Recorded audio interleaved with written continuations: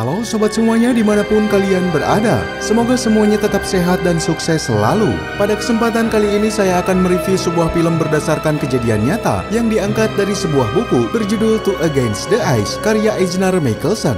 Film ini menceritakan tentang sebuah perjalanan ekspedisi dari dua orang penjelajah Denmark untuk mencari tahu kebenaran hipotesis yang dibuat oleh Robert Peary mengenai Kanal Peary di daratan Greenland. Berdasarkan hipotesisnya, Robert Peary mengklaim bahwa Kanal Peary bukanlah kesatuan dari kepulauan Greenland, melainkan dipisahkan oleh saluran laut dan berhak menjadi wilayah Amerika Serikat. Maka dari itu, untuk memecahkan misteri tersebut, pemerintah Denmark menerjunkan tim ekspedisi kedua yang dipimpin oleh Einar Mikkelsen. Setelah tim ekspedisi pertama menghilang tanpa jejak di wilayah Greenland, sanggupkah Mikkelsen memecahkan misteri serta selamat dari ancaman ganasnya cuaca Greenland? Lalu bagaimana kisah selengkapnya? Langsung saja kita simak alur cerita dari film Against the Ice.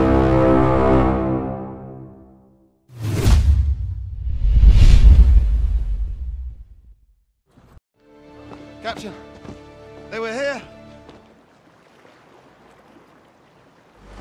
Whoa, whoa.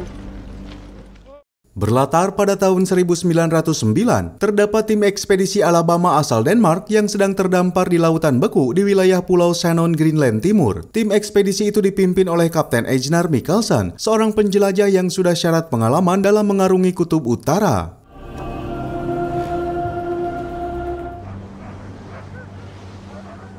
Beliau diberikan misi oleh pemerintah Denmark untuk mencari keberadaan Ludwig Mylius serta Eriksen. Mereka berdua adalah tim penjelajah pertama yang mencari keberadaan tentang hipotesis buatan Robert Peary mengenai Kanal Peary. Namun dalam misi itu, mereka beserta krunya menghilang tanpa jejak di daratan es Greenland.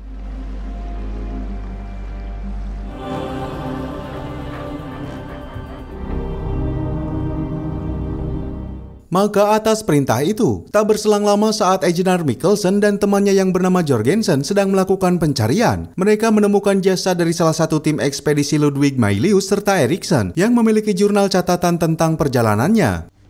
A diary from one of the men to the Denmark expedition.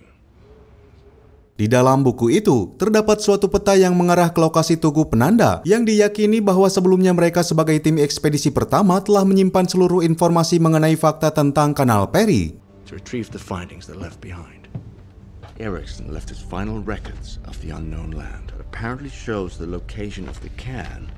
Atas hal itu, Mikkelsen meminta kepada semua tim ekspedisinya untuk menjadi seorang sukarelawan karena Jorgensen tak lagi bisa melakukan tugas itu dikarenakan kakinya membeku hingga menjadi lumpuh. Namun dari sana mental seluruh tim ekspedisi Alabama menjadi down dan mulai berpikir untuk membatalkan misi tersebut. Why don't any of you want to go with him? Has anyone volunteered yet? Tapi dari sekian banyak tim ekspedisi yang ada, ternyata salah satu kru ekspedisi Alabama bernama Iverson, seorang mekanik kapal, mencoba menawarkan dirinya untuk bergabung dengan sang kapten. Melihat keberaniannya itu, akhirnya Kapten Mikkelsen menerimanya untuk melakukan misi pencarian Tugu Penanda. I'd like to come with you, if you'd allow me. You know all about him before he come aboard, right? I'll keep that in mind. Thank you, Iverson. Sebelum mereka berangkat, Iverson diperingatkan untuk tak terlalu mempedulikan anjing mereka sebagai hewan penarik kereta logistik. Pasalnya, hewan-hewan tersebut akan digunakan sebagai suplai makanan untuk para anjing lainnya dikala mereka dalam keadaan darurat. Surplus to requirement. You talk to him. Maka dengan tekad yang kuat serta keberanian yang sudah tak diragukan lagi, mereka pun melakukan penjelajahan di luasnya daratan es Greenland pada tahun 1909. Pada awal perjalanan pertamanya, mereka mengalami kesulitan dikarenakan Iverson tak punya pengalaman sedikit pun tentang ilmu penjelajahan di wilayah baru. Maka atas hal itu, Kapten Mikkelsen harus meluangkan waktunya demi membantu Iverson.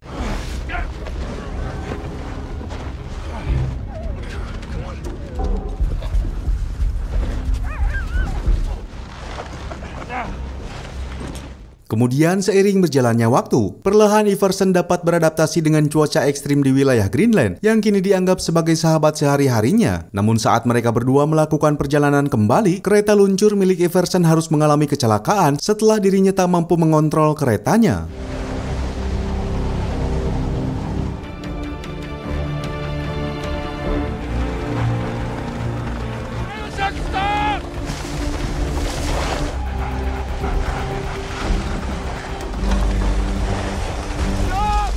Kejadian itu ternyata membuat stok makanan untuk mereka serta untuk anjing-anjingnya itu harus terbuang sia-sia. Namun perjalanan tetap kembali mereka lanjutkan, sampai pada akhirnya mereka telah menyadari bahwa kini mereka kehabisan stok makanan untuk para anjing. Hingga dengan terpaksa mereka harus mengorbankan salah satu hewan tersebut demi bisa bertahan.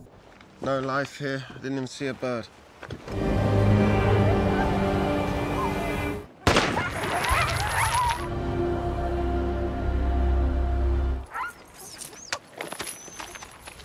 Hari demi hari mereka jalani, hingga kini tanpa terasa mereka telah berjalan ribuan mil jauhnya. Namun tanda-tanda tugu yang dibuat oleh Ludwig Mailius serta Erikson masih belum terlihat, yang tiba-tiba membuat Iversen merasa putus asa. Walaupun Kapten Mikkelsen sendiri tak menghiraukan kondisi temannya itu, karena memang dia sangat berupaya keras untuk menemukan tugu tersebut.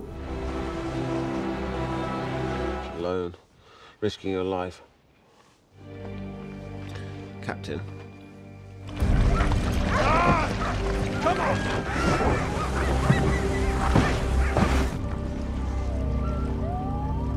Di saat keduanya sedang dalam kondisi lelah di sebuah wilayah yang kini bernama Denmark Fjord, tanpa diduga tugu peninggalan Ludwig Mailius serta Erikson akhirnya berhasil mereka temukan, hingga rasa letih serta perjuangan mereka untuk menaklukkan daratan es Greenland tak menjadi sia-sia. And we will be back on the Alabama by August. Not again.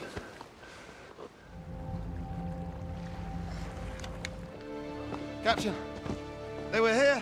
Tanpa buang waktu, keduanya pun membongkar tugu tersebut yang terbuat dari tumpukan batu-batu kasar. Dalam tumpukan itu terdapat sebuah surat yang berisikan bahwasanya Kanal Perry masih satu kesatuan dengan daratan Greenland, dan secara otomatis informasi itu mematahkan klaim pihak Amerika atas hipotesis Kanal Perry yang memang tak terbukti adanya. And try to make our way to coastal areas with game. Leader of Denmark expedition to northeast Greenland. Dengan adanya bukti kebenaran dari penelitian Ludwig Mailius serta Erikson, maka negara Denmark berhak atas wilayah Kanal Perry, yang kemudian bukti tersebut dibawa oleh Mikkelsen untuk diperlihatkan kepada pemerintahan Denmark. Robert Peary and the Americans were wrong. Denmark will thank you one day, Ivar. Setelah itu, seiring berjalannya waktu, tak terasa kini mereka sudah memasuki hari ke-132 dalam ekspedisi berbahaya itu. Kapten Mikkelsen dan Iversen kini harus melanjutkan perjalanannya untuk kembali bertolak ke kapal Alabama yang menunggu mereka di Pulau Shannon.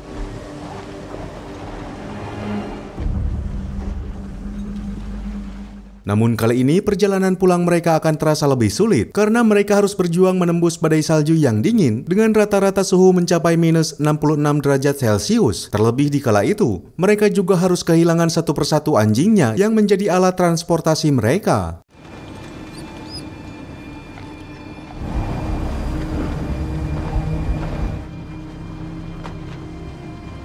Di sisi lain, stok makanan untuk mereka kini juga telah habis, yang dengan terpaksa mereka mau tak mau harus mengkonsumsi makanan hewan peliharaannya demi bertahan hidup. Hingga sampai detik ini, anjing mereka kini menyisakan hanya 3 ekor saja. Dan puncaknya, hewan peliharaan mereka akhirnya benar-benar telah habis setelah beruang kutub menyerang mereka.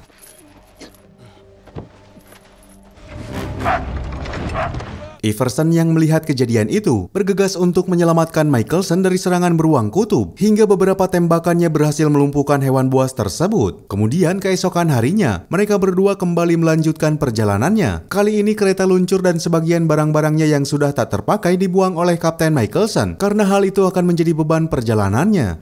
We'll leave everything that's not absolutely vital.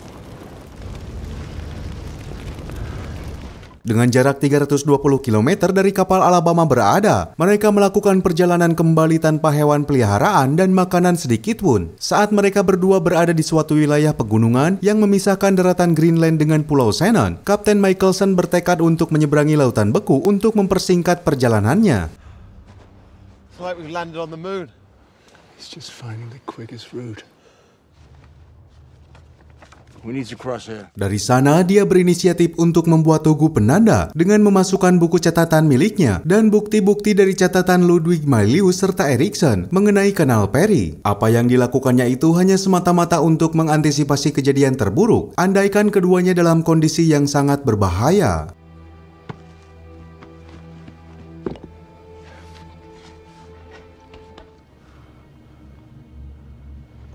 Setelah mereka selesai membangun tugu tersebut, kedua penjelajah itu kemudian melanjutkan perjalanannya dengan berjalan di lautan beku. Rasa letih, kedinginan, dan kelaparan membuat keadaan semakin sulit. Namun rasa letih itu semakin berkurang setelah mereka menemukan sebuah tiang kapal Alabama sebagai tanda bahwa keduanya telah sampai di tempat di mana mereka pertama kali menginjakkan kakinya di Greenland.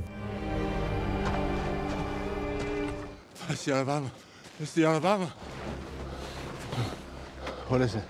We're back! We're back! We're back! Tetapi kebahagiaan itu seakan sirna saat diketahui krunya telah meninggalkan mereka dan kini berada di negaranya yaitu Denmark dengan menumpang kapal pemburu paus. Hal itu dikarenakan kapal Alabama diterjang ombak hingga menjadi karam. Hello? The mast. It's on land. Kemudian dari kejadian tersebut, salah seorang kru bernama Jorgensen menceritakan tentang semua yang terjadi kepada Perdana Menteri Denmark yang bernama Niels Thomasius Nergard untuk meminta bantuan serta kembali meminta dana perjalanannya demi menyelamatkan Michelson dan Iversen. This was his first time in the Arctic. Men will make it back. They want more than prayers. You just left. Namun usaha dari Jorgensen ditolak mentah-mentah karena Perdana Menteri tak mau mengeluarkan kas negara demi misi yang dianggap akan sia-sia. Maka dengan keputusan itu, pada akhirnya Michelson dan Iversen harus tertahan selama 2,5 tahun di daratan es Greenland.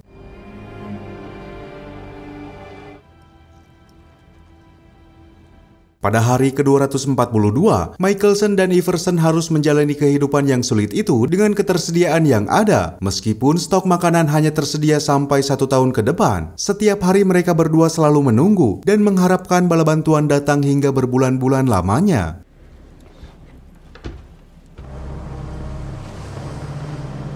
Harapan itu bisa saja terjadi, andaikan Michelson tak menyimpan bukti-bukti mengenai Kanal Perry di tempat di mana dia membuat tugu penanda. Pasalnya, ketika dia pergi untuk mengambil jurnal-jurnal tersebut, tim penolong dari Denmark telah berada di sana. Namun sosok Michelson dan Iversen yang tak ada di tempat itu membuat tim penolong menganggap mereka telah tewas. They think we're dead. Dengan kejadian itu, Iversen menyalahkan keadaan kepada kaptennya yang membuat mereka tertahan penuh kesengsaraan di wilayah Greenland. Walaupun ternyata di tempat lain, Jorgensen yang merupakan sahabat Michelson tak mempercayai kabar tewasnya sahabatnya itu. Semaksimal mungkin dia berusaha untuk membujuk Perdana Menteri agar kembali membentuk tim penyelamat, tetapi usahanya tetap ditolak. More than that, I cannot do. Now, I'm sorry, Lieutenant. Kembali ke wilayah Greenland, Michelson dan Iversen kini telah pasrah menjalani kehidupannya dengan harapan kecil untuk bisa selamat. Keadaan sulit serta hipotermia itu membuat Michelson berhalusinasi bahwa kekasihnya yaitu Nadja akan datang untuk menjemputnya. Sementara Iversen berhalusinasi dengan kedatangan kakeknya.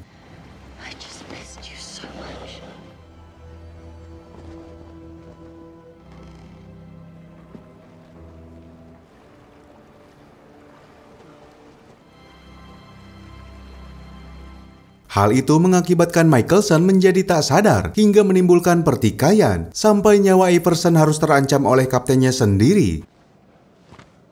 Ivor!